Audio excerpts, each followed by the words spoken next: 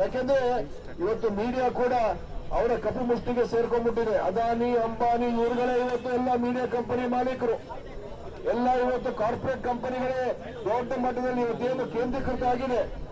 Capitalisation ಏನಿವತ್ತು capital economy ಅಂತ ಏನ್ ಹೇಳ್ತೀವಿ, ಅದು ಇವತ್ತು ಯಾವ ರೀತಿ ಕೇಂದ್ರೀಕೃತ ಆಗಿದೆ ಅಂತ ಹೇಳಿದ್ರೆ ಎಲ್ಲವೂ ಕೂಡ ಈ ದೇಶದ ಆಸ್ತಿ, ನಮ್ಮ ಏರ್ಪೋರ್ಟ್ಗಳು, ನಮ್ಮ ಪೋರ್ಟ್ಗಳು, ನಮ್ಮ ಎಲ್ಲ ಏನು ಇರ್ತಕ್ಕಂಥ ಅನೇಕ ಪಬ್ಲಿಕ್ ಸೆಕ್ಟರ್ಗಳು ಎಲ್ಲವನ್ನೂ ಕೂಡ ಇವತ್ತು ಕೆಲವು ಜನರಿಗೆ ಕೈಗೆ ಸಿಕ್ಕುವಂತ ರೀತಿ ಆಗ್ತಾ ಇದೆ. ಅದೇ ರೀತಿ ಇವತ್ತು ಮಾಧ್ಯಮ ಕೂಡ ಅವ್ರ ಕೈಗೆ ಸಿಕ್ಕಾಕೊಂಡಿದೆ. ಇಂಥ ಎಲ್ಲ ವಿಚಾರಗಳನ್ನ ಇವತ್ತು ಪ್ರಶ್ನೆ ಮಾಡ್ತಕ್ಕಂಥದ್ದು, ಹೋರಾಟ ಮಾಡ್ತಕ್ಕಂಥದ್ದು ನಮ್ಮ ಇವತ್ತು ಜವಾಬ್ದಾರಿ, ನಮ್ಮ ಕರ್ತವ್ಯ ನಾವು ಮಾಡಲೇಬೇಕು. ಯಾಕಂತ ಹೇಳಿದ್ರೆ ಇವತ್ತು ಇದೇ ರೀತಿಯಾದಂತಹ ಒಂದು ಸರ್ವಾಧಿಕಾರ ಧೋರಣೆ ಅಮಿತ್ ಶಾ ಮತ್ತು ಮೋದಿ ಅವರದು ಇವತ್ತು ಸರ್ವಾಧಿಕಾರ ಧೋರಣೆ. ನಾವು ಹೇಳೋದನ್ನ ಕೇಳಬೇಕು, ನಾವೇನ್ ಹೇಳ್ತೀವಿ ಅದನ್ನ ಮಾಡಬೇಕು. ಅದನ್ನ ಮಾಡದೆ ಹೋದ್ರೆ ನಿಮ್ಮನ್ನ ಯಾವ ರೀತಿಯಾಗಿ ಮುಗಿಸ್ಬೇಕು ಆ ಹೆದರಿಕೆಯ ರಾಜಕಾರಣವನ್ನ ಇವತ್ತು ಎದುರಿಸುವಂತ ರಾಜಕಾರಣ ಮಾಡ್ತಾ ಇದ್ದಾರೆ.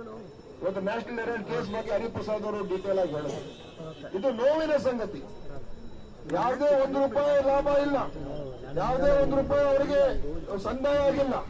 ಆದ್ರೂ ಕೂಡ ಸೋನಿಯಾ ಗಾಂಧಿ ಅವರು, ರಾಹುಲ್ ಗಾಂಧಿ ಅವರು, ಮತ್ತೆ ಮೋತಿಲಾಲ್ ವೋರಾ ಅವರು, ಆಸ್ಕರ್ ಫರ್ನಾಂಡಿಸ್ ಅವರು, ಸುಮನ್ ದುಬೆ ಅವರು, ಸಾಯಂ ಪಿಟ್ರೋಡ್ ಅವರು ಅಂತವ್ರ ಮೇಲೆ ನೀವು ಇಡಿ ಹಾಕಿ ಇವರೆಲ್ಲ ಮೋಸ ಮಾಡಿದ್ದಾರೆ, ಮನಿ ಲಾಂಡ್ರಿಂಗ್ ಕೇಸ್ ಅನ್ನು ಬುಕ್ ಮಾಡ್ತಿರೋ ನಿಮ್ಗೆ ಏನಾದ್ರೂ ಕೂಡ ಕಿಂಚಿತ್ತು ನೈತಿಕತೆ ಇದೆ ಏನ್ರಿ? ಇಡಿ ಅವ್ರಿಗೆ ಏನಾದ್ರೂ ಇವತ್ತು ಇದು ಗೊತ್ತಾಗೋದಿಲ್ವಾ?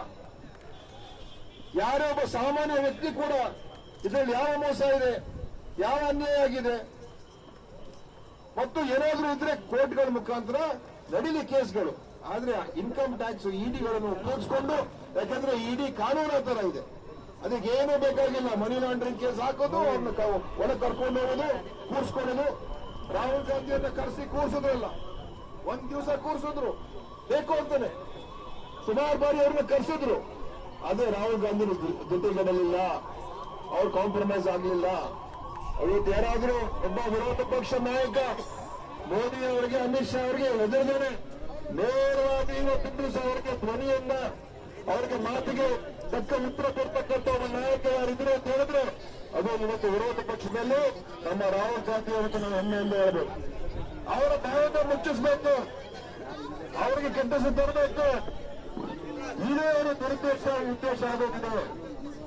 ಅದಕ್ಕೆ ಇವತ್ತು ನಾಚಿಕೆಗೇಡಿನ ಸಂಗತಿಗಳು ಇವತ್ತಿನ ದಿವಸ ದೇಶದಲ್ಲಿ ಆಗ್ತಾ ಇದೆ. ಆದ್ರೆ ಇವತ್ತು ದುರ್ದೈವ ಏನಂತ ಹೇಳಿದ್ರೆ ನಮ್ಮ ಮೀಡಿಯಾದವರು ಒಂದು ಡಿಬೇಟ್ ಅನ್ನು ಕೂಡ ಇದ್ರ ಬಗ್ಗೆ ಮಾಡೋದಿಲ್ಲ. ಈ ತರ ಮಾಡ್ತಾ ಇದ್ದಾರೆ, ಒಂದು ಸರಿ ತಪ್ಪ ಅಂತ ಒಂದು ಚರ್ಚೆ ಕೂಡ ಮಾಡೋದಿಲ್ಲ. ಅವ್ರಿಗೆ ಚರ್ಚೆ ಮಾಡೋದೇನಂತ ಹೇಳಿದ್ರೆ ಯಾವ್ದು ಬೇರೆ ಇರೋ ವಿಚಾರ, ಯಾರಿಗೆ ಮೋದಿಗೆ ಖುಷಿ ಆಗುವಂತ ವಿಚಾರ. ನ್ಯಾಷನಲ್ ಮೀಡಿಯಾ ನೋಡಿದ್ದೀವಿ, ಎಲ್ಲರೂ ಕೂಡ ಅದನ್ನೇ ಮಾಡ್ತಕ್ಕಂಥದ್ದು. ಇವತ್ತು ನಾವು ಈ ಪ್ರಜಾಪ್ರಭುತ್ವ ಉಳಿಬೇಕು. ಯಾರು ಆಗ್ತಾರೋ ಯಾರು ಬಿಡ್ತಾರೋ ಅದು ಮುಖ್ಯ ಅಲ್ಲ, ಯಾರು ಸರ್ಕಾರದಲ್ಲಿ ಇರ್ತಾರೋ ಯಾರು ಸರ್ಕಾರದಲ್ಲಿ ಅದು ಮುಖ್ಯ ಅಲ್ಲ. ನಮ್ಮ ಮೌಲ್ಯಗಳು ಮುಖ್ಯ. ದೇಶದಲ್ಲಿ ಸ್ವಾತಂತ್ರ್ಯ, ದೇಶದಲ್ಲಿ ನಮ್ಮ ಹಕ್ಕುಗಳಿಗೆ ಚ್ಯುತಿ ಆಗಬಾರ್ದು, ದೇಶದಲ್ಲಿ ಎಲ್ಲರೂ ಕೂಡ ಸಮಾನವಾಗಿ ನೋಡ್ತಕ್ಕಂಥ ವ್ಯವಸ್ಥೆ ಇರಬೇಕು, ಭೇದ ಭಾವ ಇರಬಾರ್ದು ಅಂತ ಆ ರೀತಿಯಾದಂತಹ ಒಂದು ಪ್ರಜಾಪ್ರಭುತ್ವ ಮೌಲ್ಯಗಳೇನಿದೆ, ಕಾನ್ಸ್ಟಿಟ್ಯೂಷನಲ್ ಡೆಮೋಕ್ರಸಿ ಏನಿದೆ ಅದು ಉಳಿಬೇಕು ತಾನೆ. ಅದನ್ನೇ ಉಳಿಸಕ್ಕಾಗದೆ ಹೋದ್ರೆ ಮತ್ತೆ ನಮ್ಮ ಭವಿಷ್ಯ ಏನಾಗ್ತದೆ? ಇವತ್ತು ಈ ಹಂತಕ್ಕೆ ಹೋಗಿದ್ದಾರೆ, ಮುಂದೆ ಏನ್ ಮಾಡ್ತಾರೋ ಗೊತ್ತಿಲ್ಲ. ಅವ್ರ ಉದ್ದೇಶ ಏನಂತ ಹೇಳಿದ್ರೆ ಈ ದೇಶದಲ್ಲಿ ಒಂದೇ ಪಕ್ಷ, ಒಂದೇ ಆಡಳಿತ, ಒಬ್ಬನೇ ನಾಯಕ, ಇನ್ಯಾರು ಕೂಡ ಇರಬಾರ್ದು. ಇದು ಒಂದು ರೀತಿ ಸಿಂಗಲ್ ಪಾರ್ಟಿ ರೂಲ್ ತರಬೇಕು ಅಂತ ಅಂದುಕೊಂಡಿದ್ದಾರೆ. ಇವತ್ತು ಕೋರ್ಟ್ಗಳು ಇನ್ನೂ ಕೂಡ ಕೆಲವು ಕಡೆ, ಎಲ್ಲ ಕಡೆ ಇಲ್ಲ, ಕೆಲವು ಕೋರ್ಟ್ಗಳು, ಕೆಲವು ಜಡ್ಜ್ಗಳು ಇನ್ನೂ ನ್ಯಾಯಯುತವಾಗಿ ಮತ್ತು ನ್ಯಾಯದ ಪರವಾಗಿ ಮಾತಾಡ್ತಕ್ಕಂಥ ಮತ್ತು ಜಡ್ಜ್ಮೆಂಟ್ ಕೊಡ್ತಕ್ಕಂಥ ಜನ ಇನ್ನೂ ಕೂಡ ದೇಶದಲ್ಲಿದ್ದಾರೆ. ಅದು ಇವತ್ತು ನಮ್ಗೊಂದು ರೀತಿ, ನಮ್ಗೊಂದು ಭರವಸೆ. ಇವತ್ತು ನಮ್ಮ ಹೋರಾಟವನ್ನು ಮುಂದುವರಿಸೋಣ. ಕಾಂಗ್ರೆಸ್ ಪಕ್ಷ ಸುಮ್ಮನೆ ಕೂತ್ಕೊಳ್ಳೋದಿಲ್ಲ. ನಾವು ನಮ್ಮ ಒಂದು ಜವಾಬ್ದಾರಿಯನ್ನ ದೇಶದ ಒಂದು ಏನು ಮೂಲ ಸಿದ್ಧಾಂತಕ್ಕೆ